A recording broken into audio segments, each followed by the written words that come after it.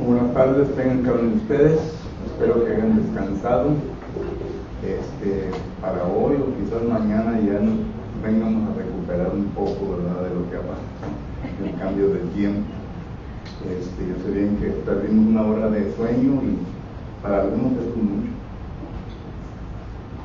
No organizamos el sueño, ¿verdad? Pero cada rato nos vamos a poner nuevamente. Para todos ustedes que nos están visitando, sintonizando por medio de Facebook, les queremos dar la bienvenida.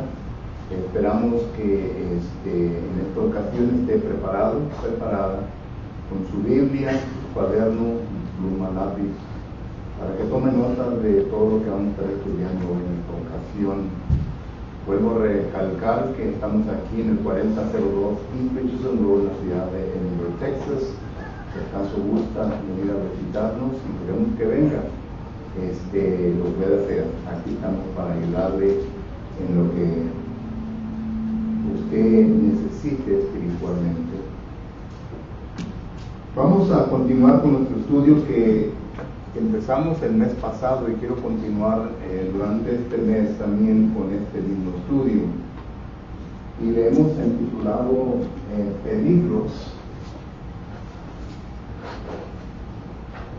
Peligros en la congregación.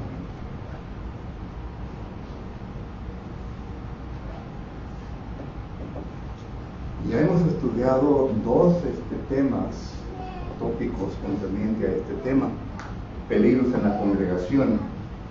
Primeramente empezamos con el peligro de familias débiles en la fe.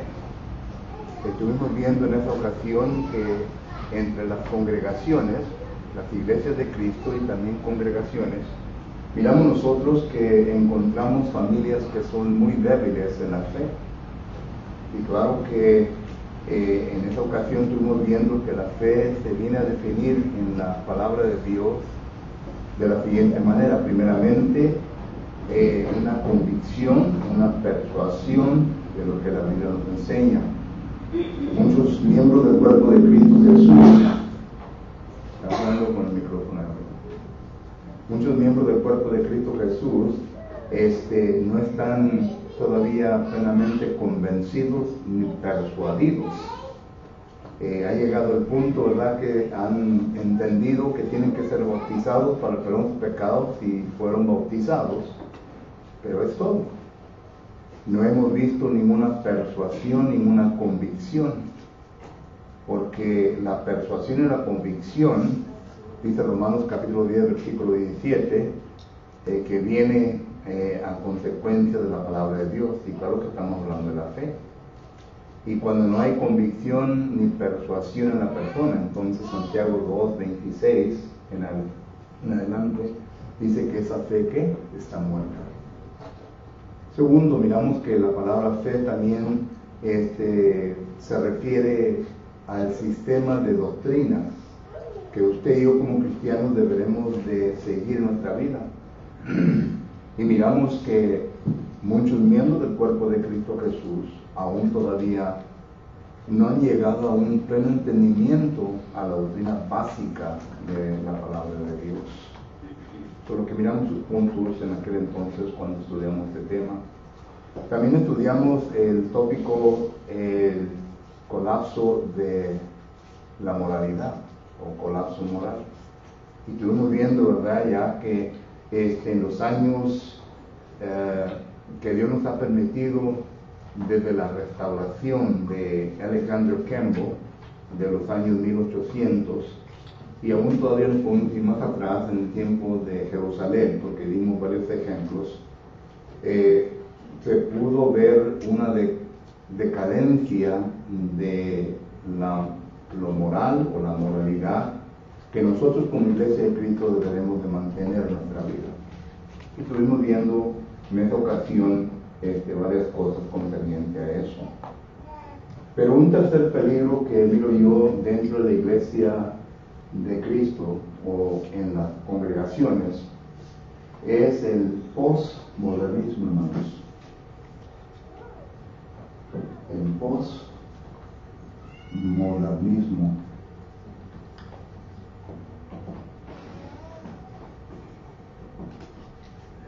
Posiblemente sea esta la primera vez que usted ha escuchado esta palabra, aunque lo dudo, ¿verdad? Pero quizás sea la primera vez.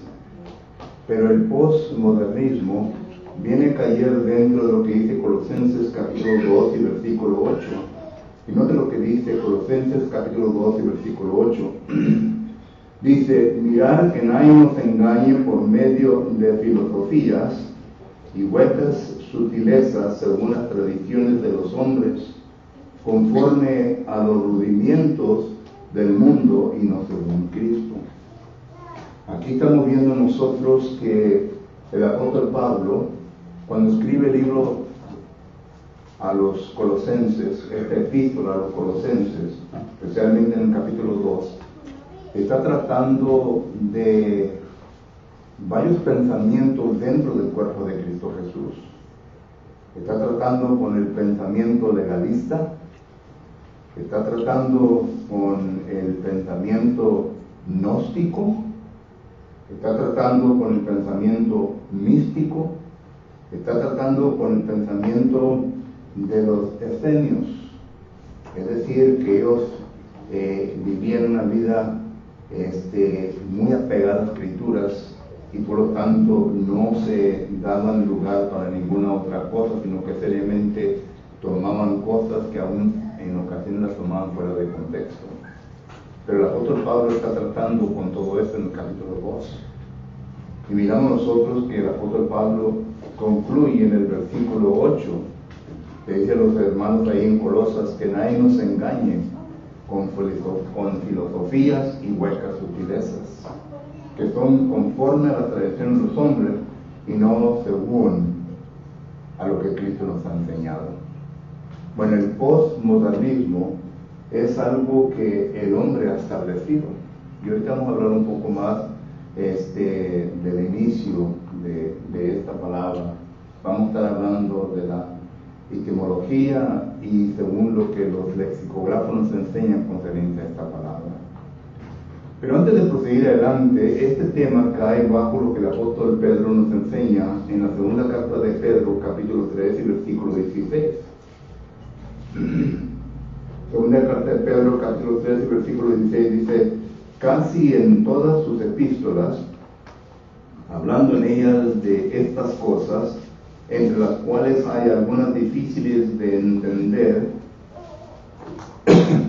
las cuales los indoctos y inconstantes tuercen, como también las otras escrituras para su propia perdición. Claro que el apóstol Pedro aquí nos está refiriendo, según el contexto concerniente a la escatología. Nos está hablando concerniente al fin del mundo. ¿Qué es lo que va a ocurrir? Versículo 10. ¿Qué es lo que se va a llevar a cabo? Y claro que sabemos, muy entendemos que cuando hablamos de la escatología, o sea, de los últimos días, sabemos bien que ya se han levantado varias falsas doctrinas concernientes a lo que la Biblia nos enseña. Últimamente, dentro del cuerpo de Cristo Jesús, se ha levantado la doctrina que se le ha nombrado escatología realizada. Y es una doctrina algo semejante, similar a lo que los testigos de Jehová enseñan concerniente a su escatología. Bueno, pero esto ya es para otro estudio. El punto que quiero establecer con el versículo 16 es de que hay cosas poco difíciles, que aún nosotros los predicadores en ocasiones nos rascamos la cabeza, nos tenemos que tomar mucho tiempo para poder llegar a una conclusión bíblica y tener cuidado de que no lleguemos a una conclusión que sea nuestra. Es decir, en el término hermenéutico esto se llama eisegesis, es decir, que yo tenga un concepto, que yo tenga una idea en mi mente y que trate de buscar versículos que pueda usar en donde pueda yo forzar este concepto, esta idea. Y muchos predicadores lo hacen. Por eso es de que cuando se predica sermones, cuando se enseña el curso de hermenéutica y de homilética, cuando se llega al punto de los sermones tópicos, se le advierte a la persona que está estudiando en cómo componer sus sermones, cómo desarrollar sus sermones, que tengan cuidado con el sermón tópico, porque muchas de las veces se pueden desviar a enseñar cosas que realmente no están en los versículos, sino que es un concepto que uno ha formulado y está tratando de recoger versículos de la Biblia para poder establecer, sustanciar su concepto e idea. Y en ocasiones pueden caer en el error de un eisegesis, no un exégesis. Solo que esto es lo que el apóstol Pedro nos está enseñando en el versículo 16 concerniente a cosas difíciles. Y claro, verdad que sabemos bien que sí se encuentran dentro de la iglesia de Cristo a miembros que son indoctos y inconstantes, es decir, miembros que son ignorantes. Y no importa los años que uno tenga dentro del cuerpo de Cristo Jesús. Eso no quiere decir, los años no es lo que da sabiduría. Lo que da sabiduría y conocimiento es el estudio de la palabra de Dios. Es lo que dice Eclesiastés capítulo 1 versículo 18. El estudio, un estudio no superficial, sino que un estudio que uno pueda encontrar todas las evidencias necesarias para poder traer sustancia al concepto e idea que se está desarrollando en las Escrituras, no lo que uno piensa.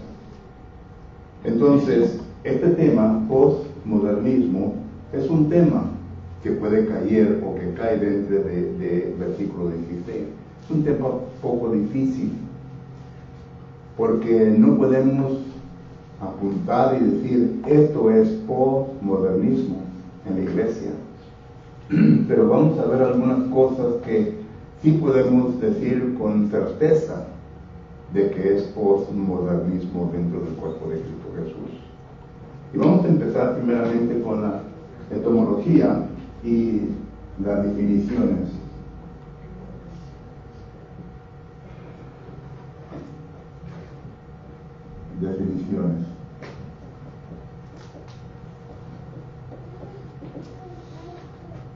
Y primeramente miramos nosotros que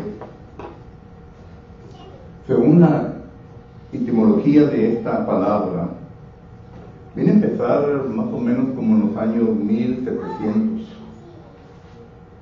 Eso quiere decir 1730. Esto quiere decir los Estados Unidos cuando se formó en colonias.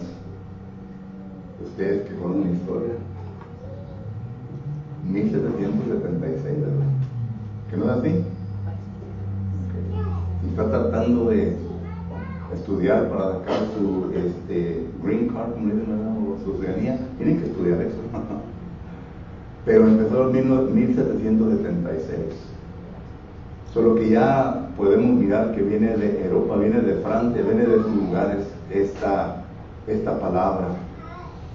Y según el señor Terry Engleton nos da la definición concerniente a esta palabra y nos dice que el postmodernismo es un movimiento de personas que creen y que enseñan y practican de que no existe una verdad absoluta o una verdad objetiva, ahí le ponemos, sino que la verdad es una verdad subjetiva. Y déjenme explicar esas dos palabras. La palabra objetiva simplemente quiere decir, el diccionario Real Académico nos dice que la palabra objetiva quiere decir lo que es real, lo que existe. Y claro que lo que es real, lo que existe, pues se tiene que probar con evidencias. Y esto es lo que miramos nosotros en la palabra del Señor, lo cual nosotros nombramos a una verdad absoluta. Sabemos bien que existe una verdad absoluta, porque esta verdad absoluta viene de parte de Dios. La miramos desde el principio en Génesis, y miramos nosotros en que esta verdad se vino a corrompir, se la dio a los judíos. Romanos capítulo 9, el apóstol Pablo nos está mencionando que los judíos fueron privilegiados porque a ellos se les dio primeramente esta tarea, se les dio la verdad. Y claro, verdad, que miramos nosotros que los judíos vinieron a corrompir la verdad. Ya cuando se encuentran en esclavitud en Babilonia, ya que comienzan a surgir varias sinagogas y varios rabíes, miramos nosotros que se vienen a manifestar varios escritos.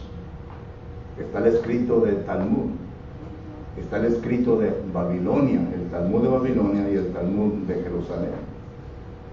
Y cuando llega Jesucristo a este mundo, ya miramos nosotros que ya no es la verdad objetiva, sino que es la verdad subjetiva.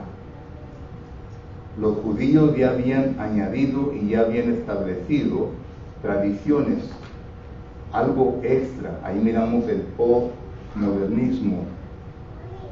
Y miramos nosotros que Jesucristo les dice en Mateo capítulo 15, versículos 7 y 8, de que ellos estaban, dice, este pueblo de labios me honra, pero su corazón está lejos de mí, porque siguen mandamientos establecidos por hombres. Y Jesucristo nos hace ver, solo que Jesucristo vino con la intención de cumplir la antigua ley que se había dado, pero establecer la suya, es decir, establecer la verdad de Dios. Él dice en Juan capítulo 7, versículo 17, mi doctrina no es mía, sino que es de Dios. La verdad que yo enseño no es mi verdad, sino que es verdad de Dios. Y por lo tanto miramos nosotros que eso fue el propósito, uno de los propósitos de Jesucristo aquí en la tierra, de enseñar la verdad objetiva, la verdad absoluta. Bueno, esta gente que enseña, que cree en esto y enseña esto, el postmodernismo, ellos dicen que no existe tal cosa, que la verdad es subjetiva. Y la palabra subjetiva, según el mismo diccionario, el Real Académico, dice que es lo que uno piensa. Depende en el estado emocional de la persona en el momento, que viene a dictar qué es lo que es verdad. Esa es la palabra subjetiva. Y eso es lo que ellos piensan. Bueno, uno dice, bueno, ¿por qué estamos viendo esto si la iglesia no piensa? Wait a minute, para allá vamos. Pero ellos piensan, ¿verdad?, que la verdad es la verdad que ellos dicen que es verdad. Por eso muchas veces estamos hablando con unas personas de Dios y te dice, bueno, esa es tu opinión, esa es tu verdad, pero yo tengo mi verdad y me tienes que respetar. Y vamos a ver más hablar de eso, ¿verdad? Y entre nosotros los hermanos también nos decimos y nos hablamos de tal manera. Bueno, eso es lo que tú piensas, hermano. Así es como tú interpretas la Biblia, pero yo lo interpreto así. Ahí está un poco de postmodernismo en nuestra manera de actuar, porque existe una verdad. Entre la ley de la lógica hay una ley que se llama la ley de contradicción. No pueden, dos cosas no pueden contradecirse una a la otra. Es decir, una tiene que estar bien y la otra tiene que estar equivocada. Esa es la ley. Y por lo tanto, ¿verdad? Esa ley sabemos bien que establece una verdad, algo concreto. Ahorita vamos a hablar más de eso, ¿verdad? Pero esto es lo que la palabra objetiva y subjetiva quiere decir. La palabra postmodernismo es una palabra que es compuesta de dos palabras. En inglés es postmodernism. Es la palabra que quiere decir, la primera post, que quiere decir después. ¿Después de qué?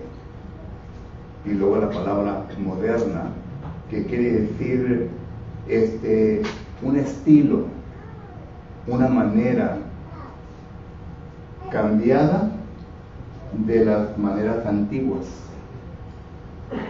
En otras palabras, ¿recuerdan Jeremías capítulo 6, que es el versículo 16? ¿No te lo que dice Jeremías capítulo 6, el versículo 16? Parece que es ese versículo, pero yo creo que sí, es Jeremías capítulo 6 y versículo 6, dice la palabra de Dios lo siguiente. Jeremías capítulo 6 y versículo 6 dice así: así dijo Jehová, paraos en los caminos y mirad y preguntar por las sendas antiguas cuál sea el buen camino y andar por él, y hallaréis descanso para vuestras almas. Mas dijeron, no andaremos. Noten que aquí el pueblo de Israel ya estaba demostrando un postmodernismo, es decir, ellos ya no estaban sujetos a las costumbres, al estilo antiguo, sino que su pensamiento ya era diferente. Y ellos estaban siguiendo otro camino. Y Jeremías aquí les apela a su conciencia para decirles, párense, paren en su camino y miren lo que están haciendo. Porque lo que están haciendo no es algo que se les instruyó así desde el principio. Y claro que miramos todo esto, ¿verdad?, que viene cambiando.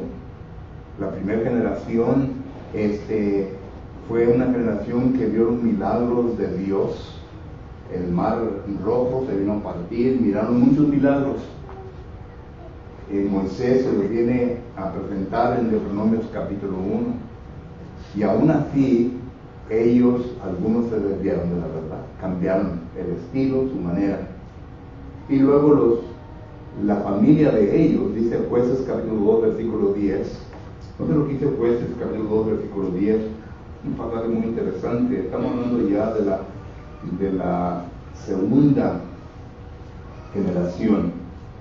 Y dice así, Jueces capítulo 2, versículo 10, dice: y toda aquella generación también fue reunida a sus padres, es decir, la primera generación. Y se levantó después de ellos otra generación, ya son los hijos, que no conocieron a Jehová, ni la obra que él había hecho por Israel. Ahora, no conocían a Jehová. Eso quiere decir que los padres no pusieron en práctica Deuteronomio capítulo 6, versículo 6 en adelante. Jehová Dios le dijo a los padres, enséñenles a sus hijos. Cuando se levanten, cuando anden con ustedes, cuando se sientan a comer con ustedes, al acostarse, enseñen a sus hijos, no cumplieron los mandamientos. Por lo tanto, no hubo conocimiento de Jehová. Y miramos nosotros, ¿verdad?, que tampoco conocieron lo que Jehová había hecho, los milagros con el pueblo de Dios. Solo que entonces, es igual como nosotros hoy en día, ¿verdad? Que estamos hablando con nuestros hijos y nuestros hijos vienen con nosotros y dicen, I'm struggling there with my life, estoy batallando con mi vida.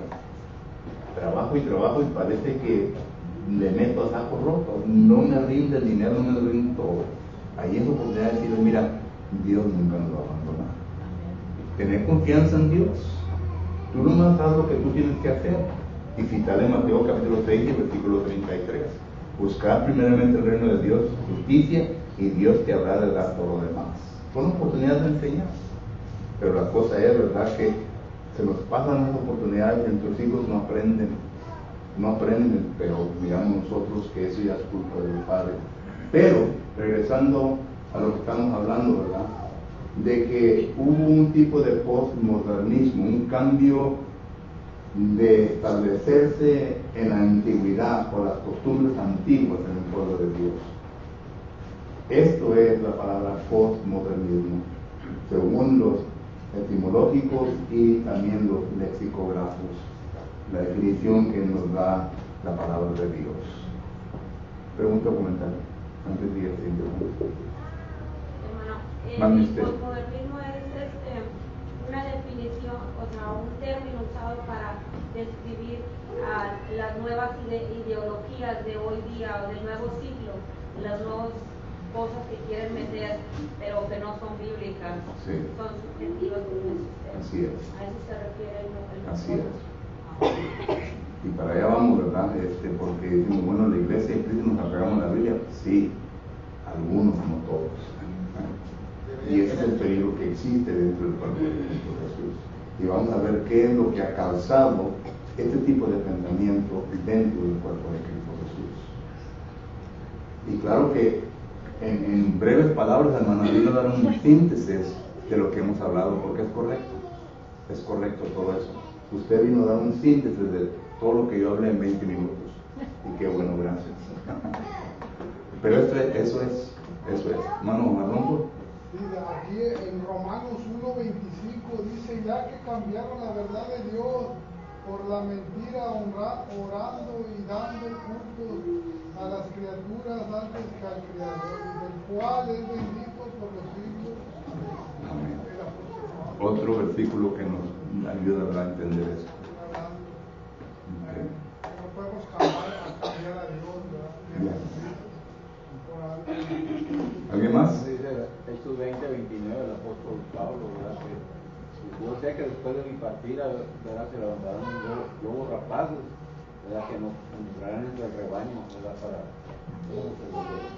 Dice, porque yo sé que después de mi partida entrarán en medio de vosotros lobos rapaces, que no perdonarán al rebaño. Y vosotros mismos levantarán hombres que hablen cosas perversas para buscar así a los discípulos. Por tanto, y noten que ese versículo está hablando de los miembros de la iglesia, ¿no? Miembros de la iglesia. Y yo sé bien que hay personas que se ofenden, ¿verdad? Porque está hablando de nosotros. ¿Y qué es lo que causa que tales personas vengan a levantar dentro del cuerpo de Cristo Jesús? Bueno, hay varias cosas, ¿verdad? Que no voy a entrar en ellas, pero está hablando de miembros. Hermana Irene. Hermano, en eso que dice usted de es cierto, porque yo tengo un hijo más chiquito y nos dice, ¿verdad? Yo no sé cómo le hacen ustedes para vivir. Yo gano 30 y tantos dólares la hora y no tengo nada. Y dice, ¿y sabes por qué? Dice, porque lo que a ti te falta es animarte a Dios. Y tú no quieres saber nada de Dios. Entonces Dios no te necesita a ti, tú lo necesitas a ti. Así es. Así es. Y es lo que dice Salmo 50, ¿verdad? Dios dice en Salmo 50, versículo 12, yo no necesito a nadie de nada, porque yo soy el creador de todas las cosas. Ustedes son los que necesitan de mí. Así es. ¿Alguien más? Ok, vamos ahora. El tiempo vuela. Pero vamos ahora a entrar, no vayan a apuro, pero vamos ahora a entrar en cómo ha entrado esto dentro del cuerpo de Cristo Jesús.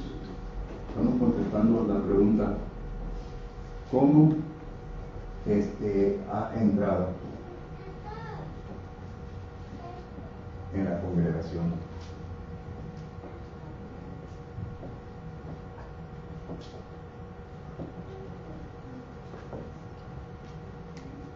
Las cosas que yo voy a usar no son todas en cómo ha entrado el postmodernismo dentro de la iglesia. Y quizás habrá algunos, ¿verdad?, que quizás conozcan de este tema un poquito más profundo, que este es lo suyo, y ustedes de acuerdo conmigo, tienen la libertad de hacerlo.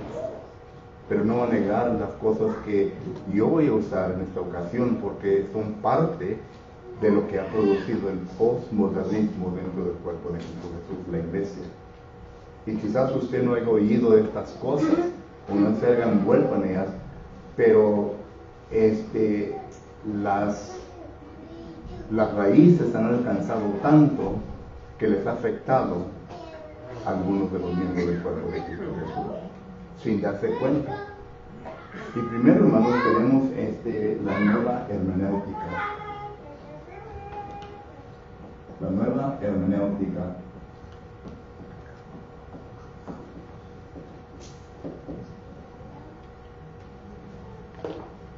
No sé si ustedes llegaron de conocer a un predicador que estaba predicando en la Harvard Drive, se llamaba Abel. Este Abel pertenecía a según él, un club privilegiado. Yo fui a hablar una vez con él, ¿verdad? Y me dijo, hermano, ¿qué tienes tú enseñando a mí? Yo creo que no fue un grupo privilegiado de eruditos que estudiamos en la Universidad de Berlín. Le dije, oh sí, está bueno. No sé si me dijo eso para intimidarme, ¿verdad? Pero no me intimidó. Pero él dijo, yo pertenezco a ese grupo. Ese grupo de la Universidad de Berlín y también de Pepperdine son grupos que han causado mucho daño a la iglesia, al cuerpo de Cristo Jesús. La Universidad de Pepperdine es una universidad muy liberal, muy liberal. Si acaso tienen el privilegio de mandar a sus hijos ahí, no lo manden, les van a cambiar la mente totalmente. La Universidad de Berlín en un tiempo tenía su prestigio, tenía su status, pero ya ahora no la tiene, hermanos. No la tiene. Y de ahí, de estas dos universidades, ha salido el movimiento de la nueva hermenéutica. Estos grupos de profesores, que Abel también se contaba juntamente con ellos, dijeron aquel entonces, porque empezó allá por los 80s, dijeron que la hermenéutica vieja era algo que Alejandro Campbell estableció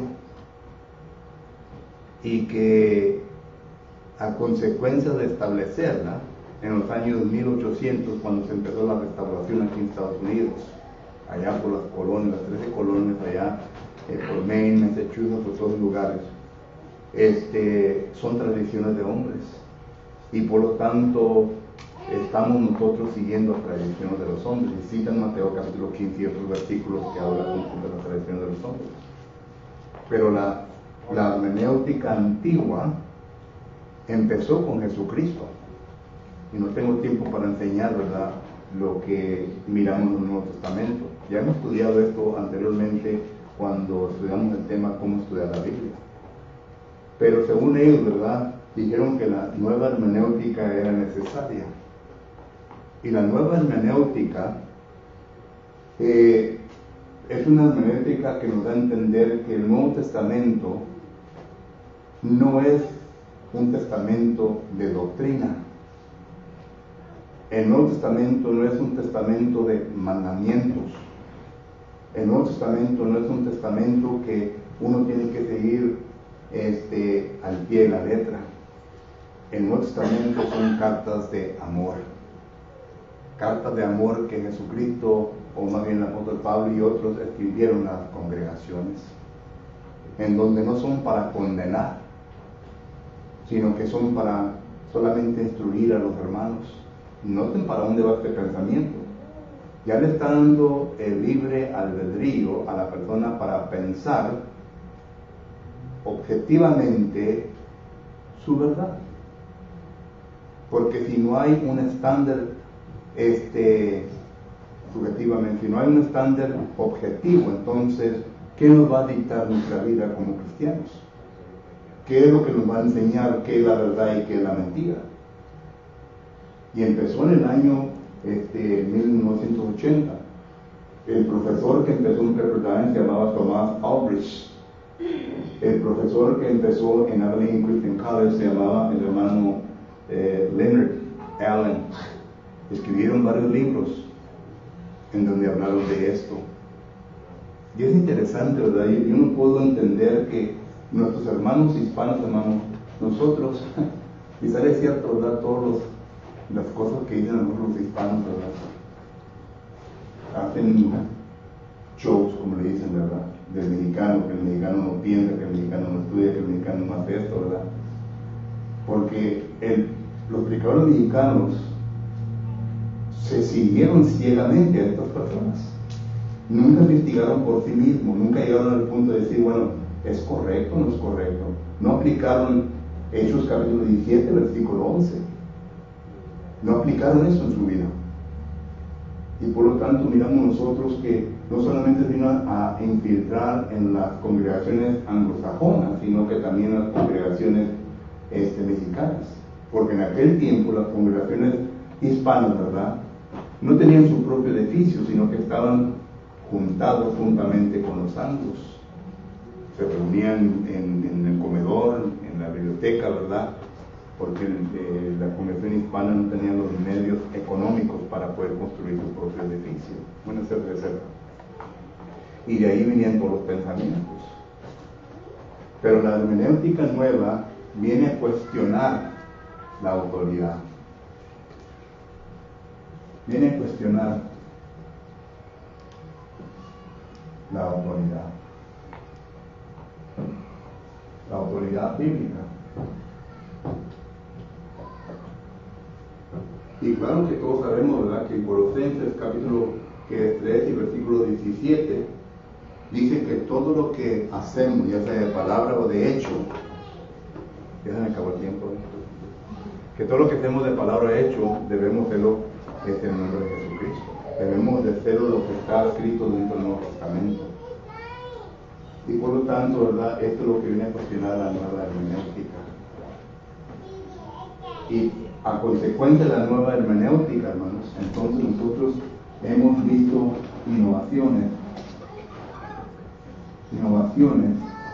dentro del cuerpo de Cristo Jesús. Noten, ya cambiando el estilo, la manera antigua. Ya podemos ver dentro del cuerpo de Cristo Jesús dedicaciones de babies. Una pareja tiene niños, ¿verdad?, y pasan para enfrente, queremos dedicar a este niño a Dios. Ya es una ceremonia para ellos, ¿verdad? Ya hay aplausos. No sé si ustedes han visto. Miré un video donde invitaron al hermano Julio Mesa a predicar. Y al presentarlo, ¿verdad?, la congregación le aplaudió mientras que él pasaba para enfrente. Solo que esos tipos de cambios, de innovaciones, son las que estamos viendo nosotros que ha causado el postmodernismo. Ya ha quitado la vista en la autoridad, y entonces este texto de aquí ya no tiene autoridad. Todo lo que hacemos, todo lo que llevamos a cabo. Y hay otras desviaciones de la autoridad bíblica que vemos también en nuestras congregaciones. Y hay muchas, por eso no quiero mencionar alguna vez, no quiero mencionar todo, porque hay muchas. Entonces, así es como ha entrado en la congregación el postmodernismo. Y lo que ha producido, ¿verdad?, el postmodernismo es el segundo punto, el cual pues ya no me queda tiempo para hablar. Pero aquí lo dejo, ¿verdad?, para que lo estudien. Tardos, ¿para qué? Para oír. Hebreos capítulo 5 y versículo 11. Y esto es lo que vamos a estar estudiando la próxima semana. Tardos para oír. Es interesante la fraseología, ¿verdad?, griega, según los lexicógrafos, en qué es lo que se define esta palabra tardos para oír. Bueno, aquí terminamos porque ya, hermana. Ahí podemos ver también lo que dice usted de los aplausos, cómo el posmodernismo entra, porque en lugar de parar de aplaudir, o los hermanos decirle, como el hermano Julio, decir que no aplaudan, lo dejas pasar y pues lo haces porque me lo permiten. Y ahí va entrando poco a poquito, pues si ya aplaudí, pues está bien, ¿verdad? Y lo siguen haciendo, en lugar de llamarle. Y le responden a uno, ¿verdad? Bueno, ¿qué es la diferencia entre el amén y el aplauso? ¿Verdad? Y uno entonces ya, si no sabe cómo contestar esas preguntas, no se va a meter en problemas. Lo van a poner en trampa para que le digan, bueno, ve, el aplauso y el amén son cosas iguales. Y ya es en donde ya comienza a entrar el postmodernismo. Tú tienes tu verdad y yo tengo mi verdad. Pero ¿qué es lo que la Biblia dice? ¿Qué es lo que la Biblia dice? Y eso es solamente un caso, ¿verdad? Pero hay otros casos que miramos esto. ¿No, Juan? Hermano, nosotros como congregación o como miembros del cuerpo de Cristo no nos debemos ahorita la clase, sí es para asustarse, para espantarse, pero no debemos de ser asustados, espantadizos, porque siempre va a haber esto y siempre lo ha visto. Pero aquí los responsables somos nosotros como el cuerpo de Cristo por permitir todas estas cosas. Son 3 puntos. La ignorancia, que todavía es pasable porque puede haber miembros y niños recién convertidos. 1. La conveniencia de nosotros como miembros o como predicador. Esto me conviene ¿por qué? ¿Me pagan más? ¿O por qué? O porque tengo más asistencia. Y lo más horrible que puede ser como cristiano, la cobardía. Entonces está en nosotros no permitir todo eso. Así. Y para allá vamos, hermano, porque estamos viendo cómo ha entrado el postmodernismo. Pero luego el siguiente punto C, ¿verdad? Los peligros que han resultado de todo esto. Y en la tolerancia, porque el hermano está hablando aquí, ¿verdad?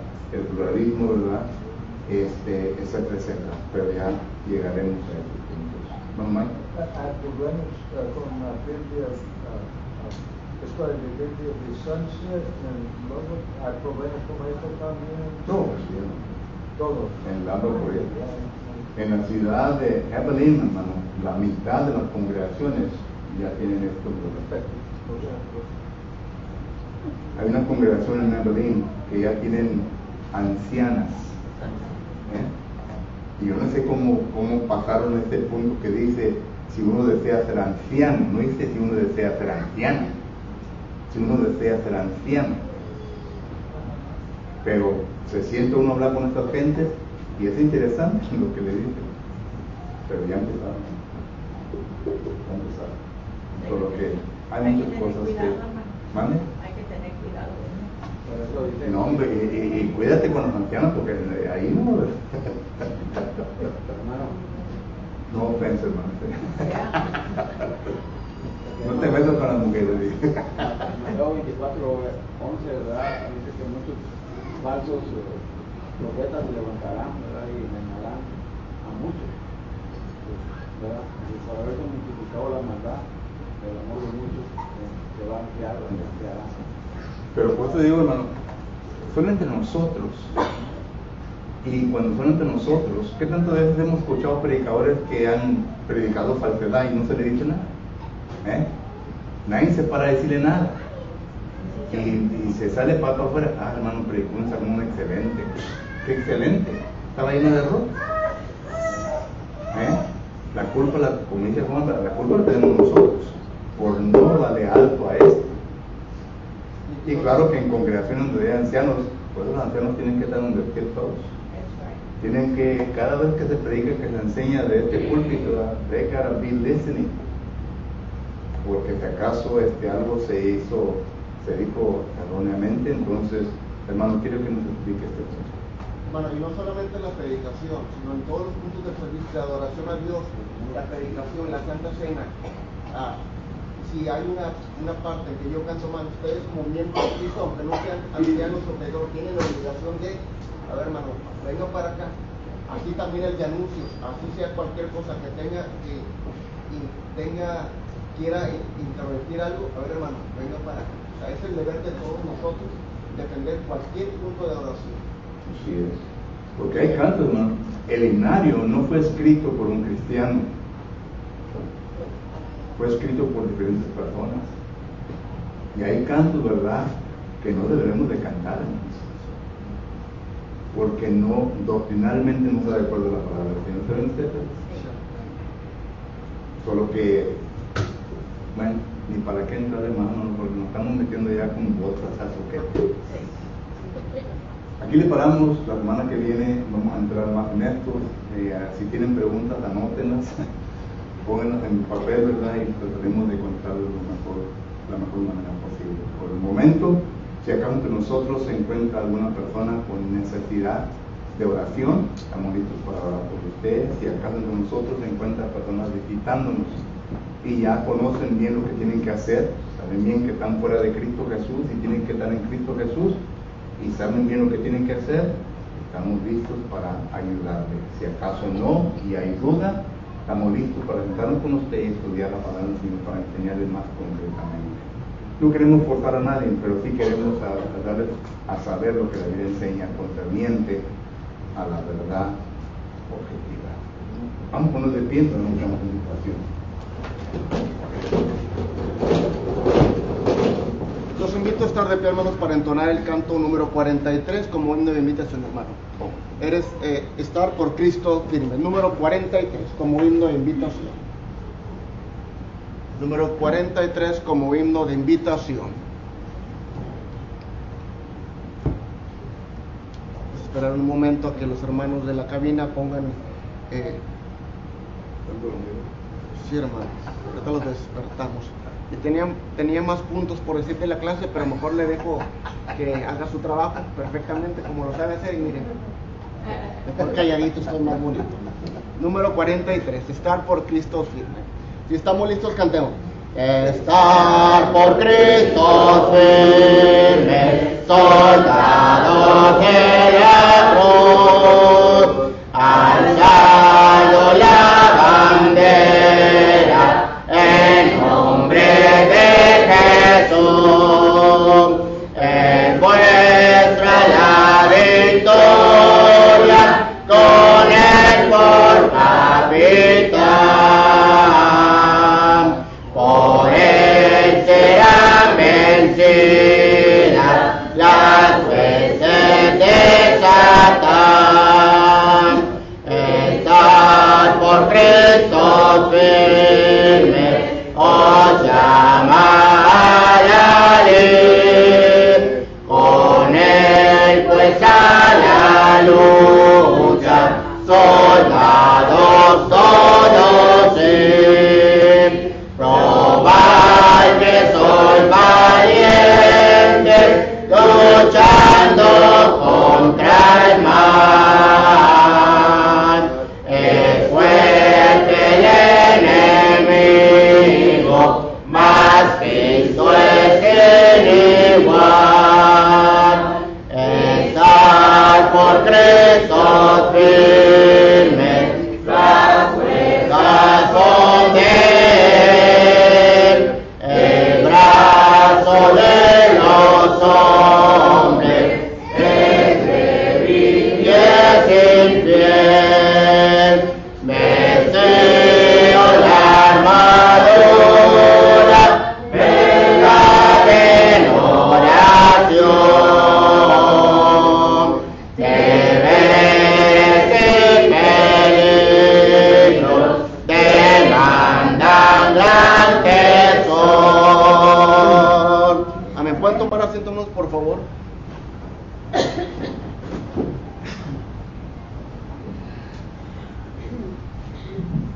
Buenas tardes a todos. Agradecerle al hermano Juan